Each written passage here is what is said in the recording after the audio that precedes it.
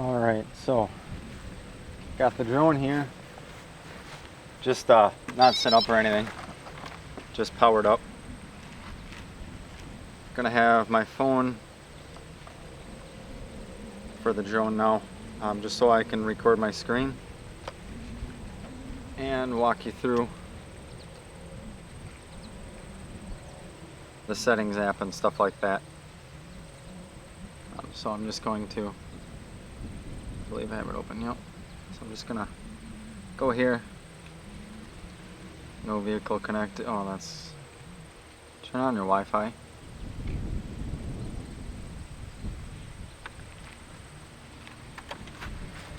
Alright, so Wi-Fi is up, connecting right now. Just gonna make sure that I'm in the shot. Alright, so I've taken you through just the basic controls, basic flight, setting it up, unboxing it, stuff like that. Then I took you back out here and just did a little run around through the land, back out here, just the cornfield. Showed you how to fly it, what things meant, and then I've also gone over the GoPro and how to get your footage, how to watch it, edit it, share it, view it, just some basics on that, some little tips. So now I'm going to record my screen while I actually go through the 3DR Solo app, and that's the app that you need to launch and connect to the controller, which connects to the drone. So you're just going to go into the settings here. You can log in and make an account if you want. You don't need to. The Solo name and the Wi-Fi. This is mine right now. As you can tell in the Wi-Fi settings, that's also what we connected to. The controller style. You have your different modes, throttle on the right or the left. Your performance. Right now flight's at medium, you can speed it up or slow it down.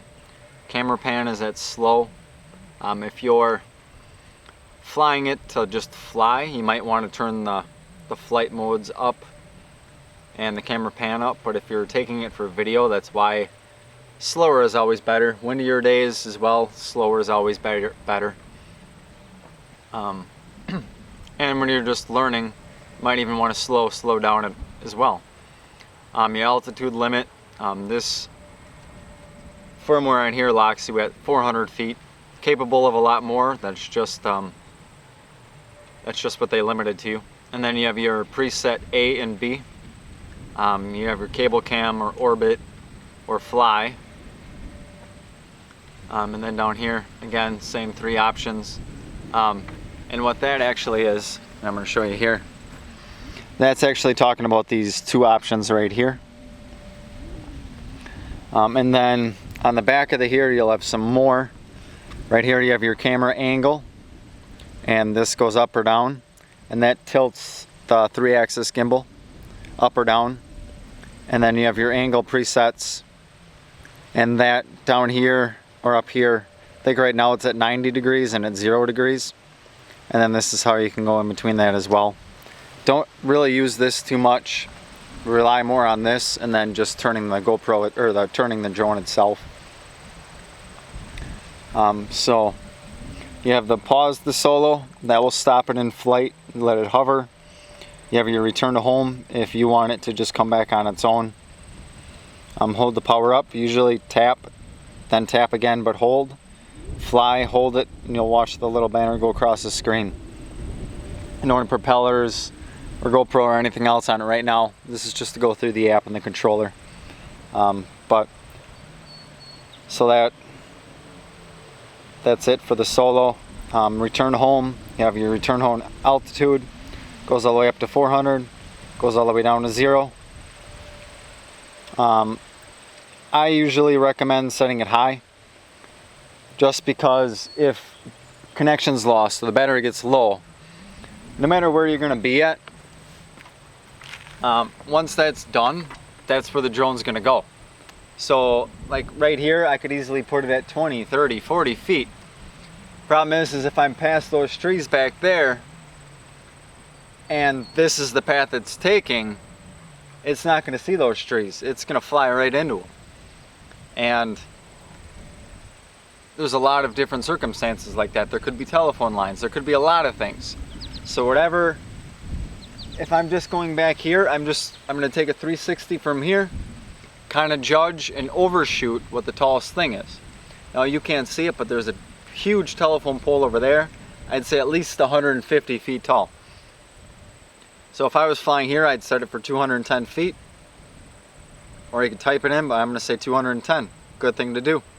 After reaching home, you can have it either land or you can have it hover. Hover is probably a good choice. I usually prefer land because if it's returning home due to battery, I'm not trying to play the battery game and have it run at 0 and just die while it's flying. Like, I'd rather have it just land. One thing to note though is that if it ever does go into return to home mode, whether you prompted it, it's a controller losing reception, and in some situations battery, once it regains control again, like if it's connection, once it regains that connection, you can cancel that return to home by flying. By touching the joysticks and moving them, you can then take control again. If it's coming home due to battery, it kind of knows how much battery it roughly needs to take it from whatever distance it is from home and make it home. Sometimes you'll get your prompt at 25%. Sometimes it thinks that 25, it's going to need that 15% or something to get home. So it's not even going to let you do anything. It's just going to come home. Sometimes if I'm just flying it around here, let's say perhaps I'm just over at those trees, I'll have it back in less than a minute. At 25% comes, it, vibrates the controller, which is nice feedback. And it also prompts you on the little screen, battery low, 25%. And then it'll prompt you again at 15, and then probably around 10% it's going to take you home. So that's why I prefer land, just because it's a good spot to be. Return to, launch, or me. Again, me is probably a good thing. Me means this controller. So let's say I launched it over here, but by the time I need to land it, I am 50 feet that way or another. That might be a good situation to have it go to the controller. But sometimes if I am 50 feet away, or if I'm chasing it down and to keep my eye of sight with it, I still want it to go where I launched it from. Like, usually when I launch, that's the most thought I put into. As far as the surroundings, any wind, any way it's going to hover left or right, the launch point is the most important point to me to maintain some free range for the drone. Where I'm standing when the controller breaks communication or when the battery goes low, like, that's just where I am temporarily. Obviously I've moved from launch, so it might not be ideal at all to have it land there. So that's why I leave mine on launch. Again, that's up to you, but that's just a little description on those. You have your rewind and rewind distance. This is one of the advanced modes, and it will fly back to the way it came. You can also do your updates from right here. Units, imperial, metric. Voice alerts, I recommend enabled. They are annoying, but I mean, if you're trying to fly and maintain visual on the aircraft, make sure your video is going good. Like, I don't have a lot of time to stop and pause and try and find out what was the warning up here on the screen, is it down here? Like, the audio is nice. It's annoying, yes, but it's nice to have. And then you have your advanced flight modes. You have to enable them, and from there you just go here. But one thing you lose with the advanced is the GPS, which means you return to home. Controller breaks, it's just going to sit there and do whatever it was doing. You don't have pause. What happens if you're getting close? You just don't know what to do. Like, something's happening quick, or something's personally happened to you, and you have to pause a minute from flying the drone to take care of, your pants are on fire, or like your kid's doing something. Like, being able to just pause it and know it's just going to hover, like, that's great. So advanced modes, really, it just lets you fly faster. It's more like for racing or just having fun, but you lose a lot of the ease of use on stuff and a lot of the things that are very important to me. So I always have it off, always.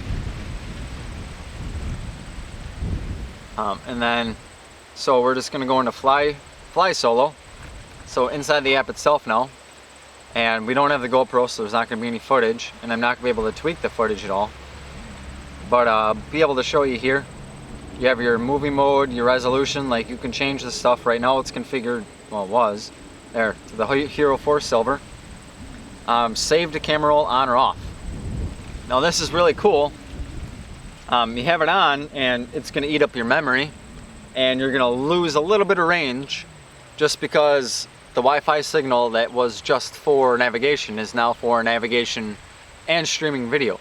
I think it streams at like 720p, so it's not full 1080, and plus the top bars, like all the GoPro stuff is also on that, but it records the video to your phone as well. So it's nice to have after something. You just want to, like, you don't want to have to put the memory card in or save or download the video. Like, you can just watch it straight off your tablet or your phone.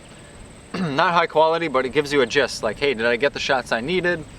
Do I need to put it back up? Do I need to, you know, charge up a battery, swap it out and go back up and get something?